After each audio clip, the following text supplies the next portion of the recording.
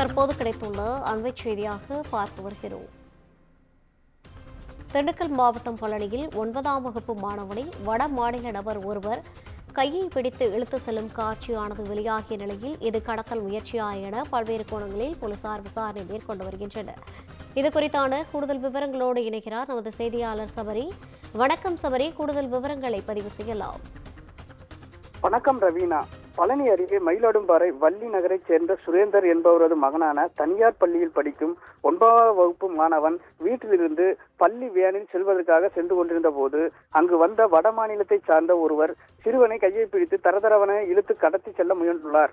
இதில் அதிர்ச்சியடைந்த சிறுவன் அழுது கொண்டே கூச்சலிட்டுள்ளார். கூச்சலிட்ட சிறுவனின் முகத்தில் எச்சிலை துப்பியுள்ளான். பின்னர் சிறுவன் அலறல் சத்தத்தை கேட்டு அங்கிருந்த பொதுமக்கள் வந்து சிறுவனை மீட்க முயற்சி செய்த போது பெண்களை தள்ளிவிட்டு பொதுமக்கள் கூட்டம் கூடி வடமாநில நபரை தாக்கி கட்டி வைத்தனர். பின்னர் காவல்துறையினருக்கு தகவல் அளிக்கப்பட்டது.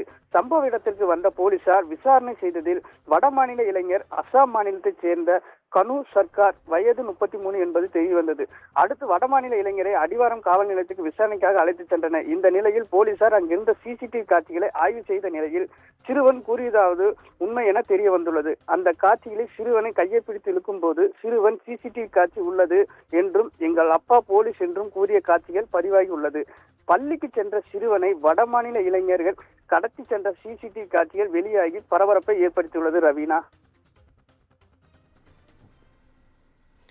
கூடுதல் விவரங்களை பதிவு செய்தமைக்காக நன்றி சபரி.